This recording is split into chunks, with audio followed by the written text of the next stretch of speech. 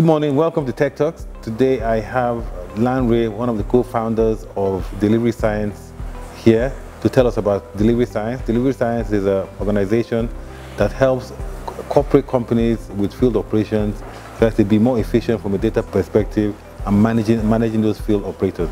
So Lanre, welcome to the show. Thank you for having me. Thank you. And so Lanre, tell me, so how did this start? I mean, and why did you think that it would be successful? Okay, I think those are two very big questions. So how did it start? It started because, I had a previous startup. I was the co-founder and CTO of a previous startup that was in payments. And while doing that, I was looking for passive income sources. I was looking for something that would extend my personal runway. So I got two tankers, right? And I got them, they were doing some work for Cornwall, go pick, do bridging and all that. And I ran into a problem there. I ran into a problem because I didn't have any visibility over what my drivers were doing. They were busy doing PP here and there, and I'm not getting money. I'm busy sending money for this, for that. It came to a head around just before Occupy Nigeria, where one of them went and sold off 6,000 liters of my petrol. I said, that was a very interesting one because it was supposed to be passive income. But anyway, the whole thing taught me that there's a serious problem around control, around visibility and data in terms of managing this. But I said, okay, this is a theory, a hypothesis I have. How do you test it? So I went to talk to a couple of my uncles. They've been doing courier logistics for about 24 years now. And I said, how do you solve this problem? I talked to them before entering the business, but I went and, licking my wounds, went to go talk to them again. And they said, man, we pray, you find a good, you find a good person, you know that there will be some amount of leakage, and you move forward with it. They introduced me to a couple of people at one of the biggest cement companies, Dangote Cement, and they were having the same problem too. So I said, okay, there's something here. Everybody has the same pain or the same problem around visibility, data, and control over what they're doing. And so we started. So around that time, I'd worked with Chuka, who is one of my co-founders. I'd worked with Tony. She led online infrastructure at GT Bank. And I'd worked with them over a period of time and become really good friends with them. And I said, if money were not an object and I want to put together a dream team in terms of technology and really doing hard tech and not more of a technology or software business as opposed to like online to offline to online business, who would I put together? And they were the names that came up. Thankfully, I was able to convince them to come on board, and the rest is history. In terms of how do we know that it's going to be a success, I don't think you ever know, right? Because you constantly are doubting yourself every day, saying, are you making the right move? Are you making the right decision? Could you make it better? Could you be smarter and faster in what you're doing? But the validation we've had is that we have huge enterprises, multinational enterprises, who have agreed that this is a pain and are picking up the phone from some unknown startup, and beyond that have given us 3-year contracts and we've rolled out across what they're doing, right? So those are our design clients, the likes of Nestle, the likes of Flour Mills, the likes of Coca-Cola, Nigerian Bottling Company are our clients. And from being an unknown startup, it shows that, or is some validation that there is a problem that you are solving that they all have. There's about 50 of them in Nigeria. We've spoken to 40 of them, and there's none of them that have said, oh, we don't have this problem. So we know for us is now, okay, execute on the operations, execute on the technology, extend what you're doing, and you'll be all right. So how robust is the platform that you have? So is it just big companies, or can it be small companies, or can it be people with 5 delivery people that they want to use? Is it that costly? Can it be used by anybody? It can be used by anybody, but in our time, we found out that there's usually like a breaking point at which it makes sense for them to make the organizational investment. And that, when I say investment, it's not just money, because it's not a lot, but it's also about changing their process and operations. So typically, if you have less than 25 people in the field, you can use paper, you can use Excel, you can pick up the phone and say, where are you? Usually in Yoruba, Bolowa, right? To everybody and all that. But it's not the same. It's not the same. Well, you say it's not the same, but people haven't, when they're still lower than that 25 threshold, they haven't stepped back to understand what are the different drivers in their business, and more like they're just trying to bring it together in one way, shape, or form.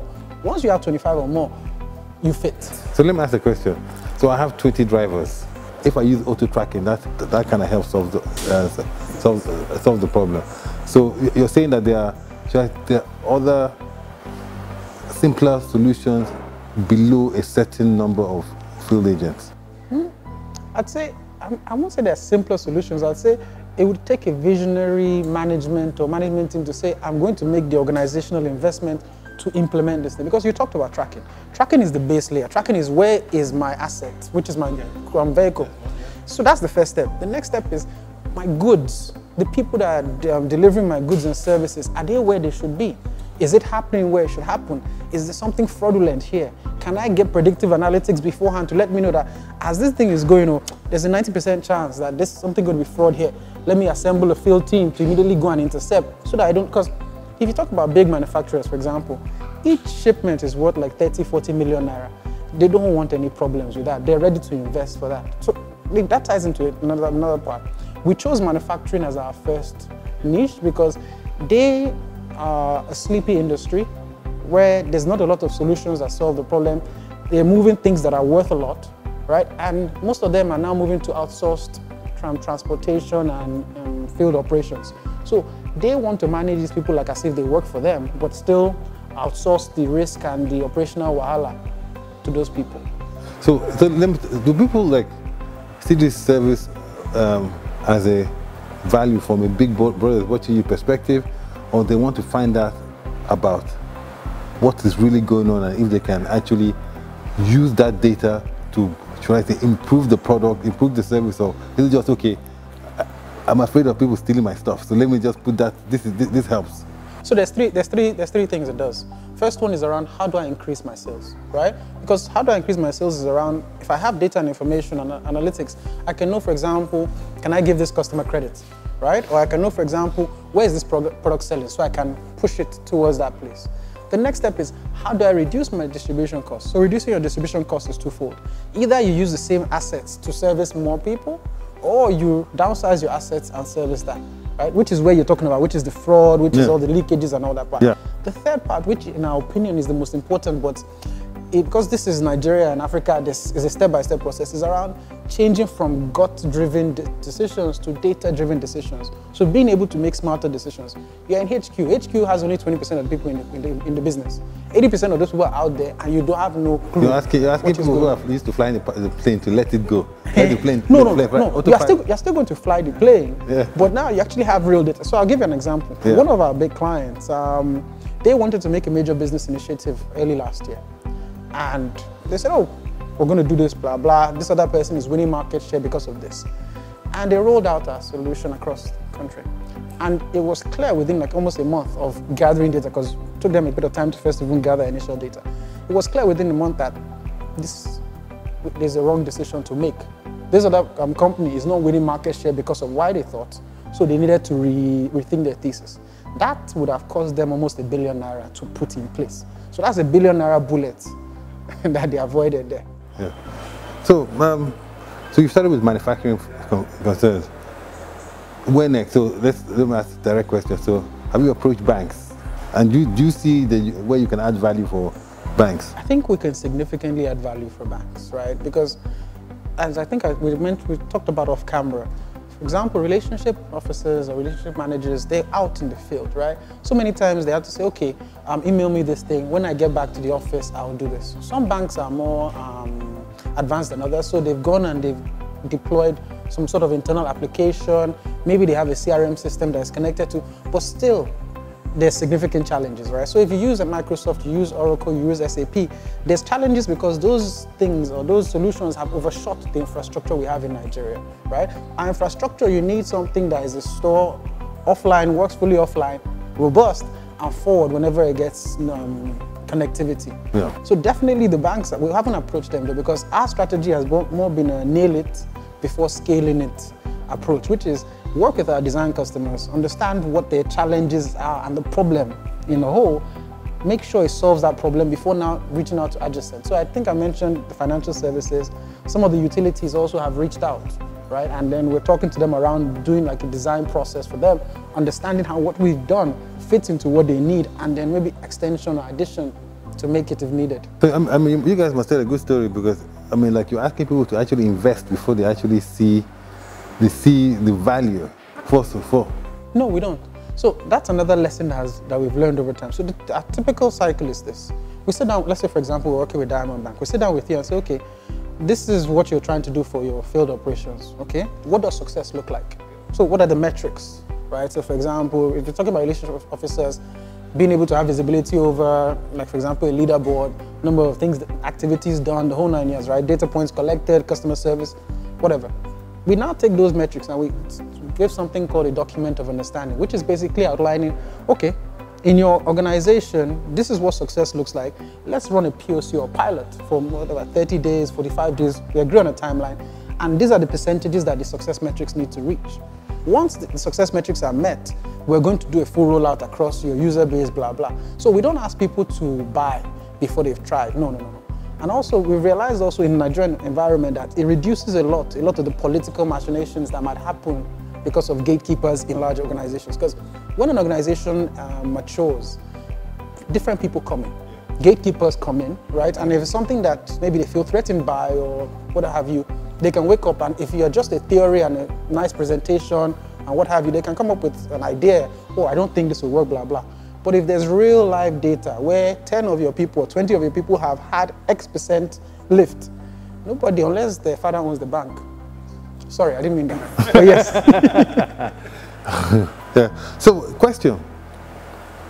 The byproduct for all this is data, lots of data. So what do you intend to do with this data? Now, as you know, we both agree that what we lack in Nigeria is data and structured data that you can use to help build businesses and related industries. So with this data, what are you going to do with it? Okay, so that's the end game, or the end goal. The end goal is being able to predict what is happening, being able to give a business like super insights, like a microscope on which you can then use to make sense. The first step is gather data. The second step is labeling the data and labeling actions that happen. The third step is actually predicting. So being able to use machine learning and data analysis to say, here's what you can do to increase your profits or your revenue by X%. Here's what you can do to reduce your expected loss from 8%, which is standard in Nigeria, to 4% to 5%. And for a business that is doing 1 billion or 2 billion, reducing expected loss by that much is worth $40 million or what have you to them. So data is the main thing. Being able to tell our customers and our partners and say, hey, here is how you can make more money tangibly is the main game. So last question. So clearly, I'm using your own words. You're soon about to nail this business. So when are you going to start? When are you going to scale it, and how are you going to scale it from a capital perspective and also from a customer acquisition perspective? Interesting. It's interesting because, as you said, capital perspective. So in Nigeria, and I would dare say across Africa, there's a gap. So you can raise between, let me do it in dollars. You can usually raise up to 100K, typically from friends, family, fools, I guess, angels, and people that know you and you've worked with in the past. Once you get to $1 million, you can raise $1 million, $10 million because you're proven. Even the PE guys, the private equity guys, they're interested in you once you're doing $1 million. The value of the shadow of death for a technology or innovation-driven business is between that 100K and $1 million, right? What we've had to do is we've had to slow down our growth. We've had to be very measured in terms of what we're doing and in terms of what we're taking on. We've also had to get customer financing, right? Because typically people pay for our product once we've proven it out, they pay annually in advance, meaning that that finances a good chunk of what we're doing. In terms of scaling our products, in terms of scaling our distribution, we have another 7 clients or so that we're just about to do pilots with and what have you within the next 6 months, right? 7 major enterprises. Our goal is nail those, prove the product out, make sure everything is going great, close them out as customers, and then take that money and reinvest. Of course, we're always having discussions with potential investors, whether it's angels or even venture capitalists. I was out in San Francisco meeting a couple of them for the past couple of weeks. And you keep having conversations, but of course, everybody wants to see those metrics. Everybody wants you to get to that place. So for us, in this Valley of the Shadow of Death stage is around making sure that we use the customer money to further invest in the business. Well, definitely, I think you're in a very enviable space in the market, because data is, as somebody said, data is going to be the next basis of competition in the future, and I think you're the heart of it. So thank you very much. We'll certainly continue the conversation offline. Thank you very much for having me. Thank you.